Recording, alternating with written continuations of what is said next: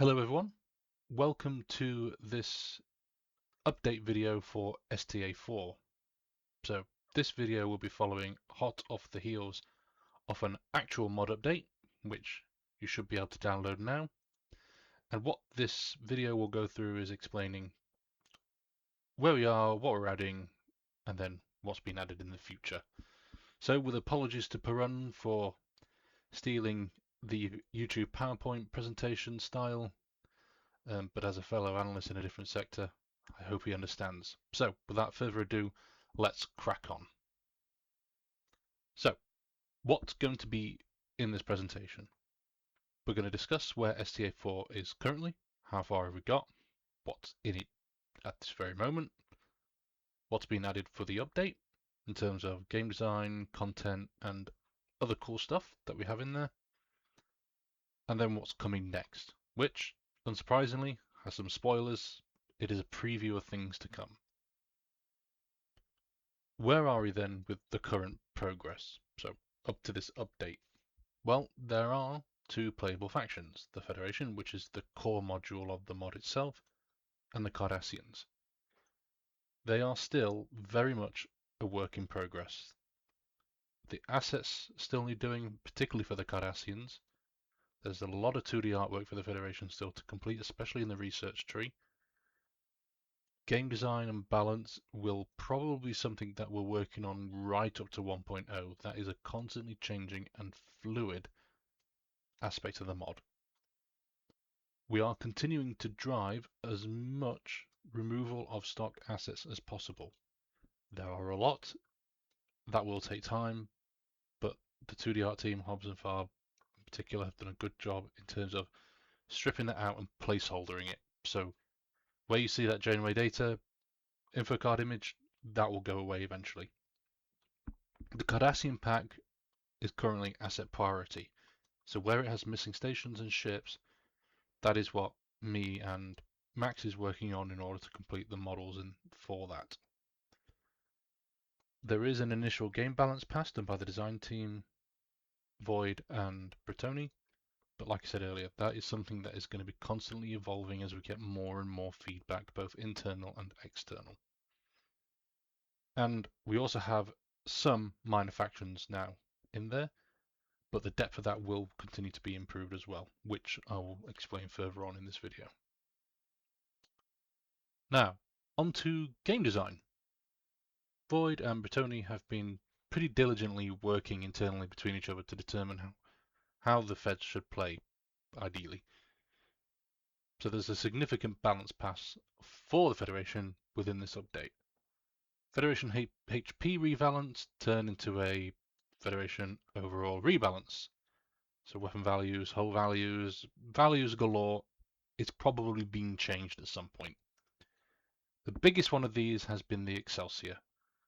Weapons and abilities have all been modified in some way to make it a more effective brawling mainline cruiser spam ship. It's still going to die, but it's more useful while it's dying. There are also some significant changes to the start conditions. You'll no longer be dry dockless at the standard game start. You will be able to build a ship. You no longer have to research a ship to build a ship to get the dry dock. With a standard start, you will now get a dry dock. You still have the options to decide which ship you want to start with, but you will at least be able to build one. Some tooltips have also been expanded in order to give people a bit more of a better idea of what ships do what. Again, still heavily work in progress. Multiple people are working on that to make it more informative. And a really big one is the elite crew generation from hero stations. The Cardassian Union is going to get a placeholder hero station in the form of the Federation one, but both factions will be able to generate elite crew more aggressively. That is something we're working on a bit more because it will need balancing. The whole idea was originally that each elite crew would generate, I think, every 600 seconds. That's no longer the case because now you'll be able to generate more, but it will be an investment. You do have to still buy it. As for new abilities, the Tachyon Beam for the Galaxy has been added. So now it's got that iconic big pew from Best of Both Worlds, and Extend for Shields has been added to the Norway, giving it a greater utility as a fleet asset. So there'll be some good fun stuff to come out of those two new abilities. Bretoni is currently working on the boost signature for the ambassador. He's just working out some of the various bits of the coding, and then hopefully Farb will generate a particle, which should be in for the next update. Then, after that, Miracle Workers for the Galaxy class. So all ships eventually will get an ability. It's just going to take time because abilities are arguably just as important for the ship as the mesh itself. That's what gives the ship its character. So there's a lot of work currently going in to make sure that we get that bit right, and it is going to take some time to go through all the ships. As for minor factions, the Bajoran faction, which is part of the Cardassian pack, is now 90% complete. It doesn't have the construction ship. I'm still building it. I missed out on the deadline, unfortunately, for the update. But all the important ships like the Interceptor, the Converted Freighter, Station, Dry Dock, Turret, all in there, which is going to be a really nice thing to see on the field, a fully fleshed out minor faction. The Bajorans no less. There are also now numerous auction items being given out by the minor factions, so as the Ferengi there, looking very smiley, watch out for those. I won't spoil what they are. Go load up the game once the update comes out. It's already out. And then experience it, see it, play it. Don't want to give away too much on it, but definitely go for it and have a look.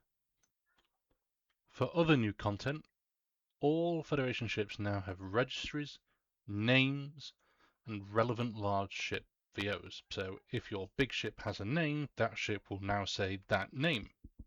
Rather neat.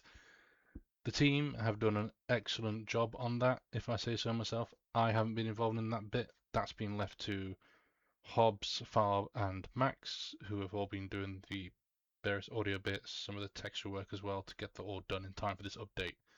That's been a monumental challenge, and hats off to them. It looks fantastic. It's not really increased the file size because they did quite an innovative way of doing it. But yeah, really, really nice to have that level of detail in the game, and the game naturally support it as well. There's also been some additional research artwork, which I will show later in more depth, including the new skyboxes. There's new capturable research stations based off a design concept work that you saw in Star Trek Infinite. If you played that, that was that Stellaris type game. Maybe you played it. Who knows? There's also some continuing destock UI progress. So the exotics trade screen, that's been destocked, and the player portrait screen has also been updated following the updates that have been done by Sins to itself. For UI changes and additions, the trade screen has been Star Trekified, so relevant wharf crushing barrel have been implemented and gives it a bit more of a, again, that non-stock feeling. Exotics has also had the same treatment, more Star Trek appropriate pictures, more on the generic side, so they're not completely Federation focused because we can't have specific exotic screens for races. Fingers crossed, hopefully we'll be able to have that one day. And the portrait screen has also been significantly updated, so more Starfleet portraits, including our very favourite Admiral Patrick, and as well as faction plates as well, so much more Trek specific backgrounds for the characters' heads. Hobbs and Farb and myself have done quite a considerable work on the UI here, so Hobbs has done a lot of the technical side as well as the implementation. Farb done quite a lot of the faction plates. In fact, I think he's done all of them. Correct me if I'm wrong, Farb. And I've provided some of the 3D artwork as well to add some extra variation to the iconography. So yeah, we're quite happy with how that's starting to come out and the style that it's in. For the skyboxes, all the stock ones have now been replaced. Max and Hobbs have completely remastered, upscaled the original STA3 and AOTF skyboxes that were used in Sins 1 to make them compatible with the ones in Sins 2. As a team, we think they look more Trek-like. There is an element of nostalgia in there. It is a way of adding our own twist as well. It is a total conversion at the end of the day. They're definitely more Trek-like. I think I would say that the team overall is very happy how they look. So they do add a lot, and it just feels a lot more natural in terms of Trek. The stock ones are great, but they are very fantasy-ish. They're very painted, very much in the style of Sins 2 races, whereas we think these ones are definitely better suited for Star Trek. Explosions have also received a fairly big remaster. Max has gone in there and gone, they can look better. He's been inspired by some recent explosion updates on the workshop, and he's wanted to update them himself. So as you can see here, more sparks, more billowing, definitely a lot more violent. So we think a much more improvement. If I could have a video, I would show you, but for expediency's sake, here's some lovely still images of very fluid explosions. And to just jump scare you here for a very quick moment, the Hutet will be in the mod on this release. It is not complete, it is horrendously unbalanced. It's either going to be an absolute murder machine or it's going to be crap. There's going to be no in between. So it's not going to be perfect. The AI will definitely won't use it correctly, but it is in the mod now. Max did a final last push to get it into the game. It is an absolute beast of a warship. So we're very glad it's in, but it is not entirely complete. There's also some missing artwork associated with it. It also doesn't even have the proper dock for it to launch from. So yeah, there's still a hell of a lot of work to do there. It looks quite silly when it's in the Federation dry dock being built. But that is on the list of things to be done, as is the rest of the artwork for this particular ship. So it looks fantastic. Really, really good. Excellent work done.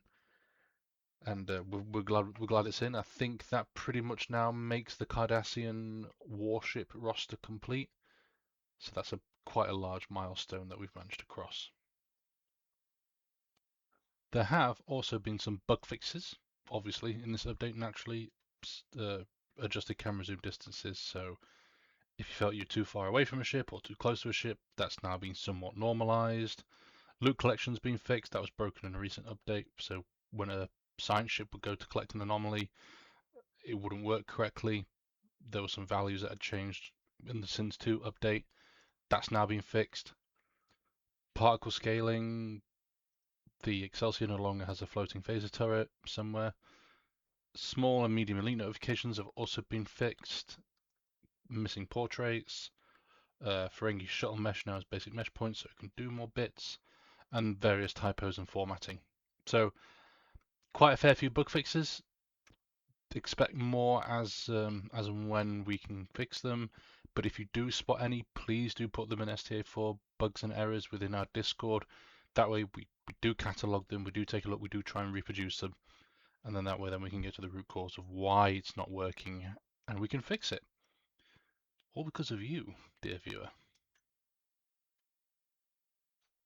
So, spoilers, which initially was going to be a bit more dramatic, being the Hutet be the big next thing to come in the next update. That's not happening now because it's in this update. So we'll go then through what's coming next just very quickly before we head out to the closeout section of the video.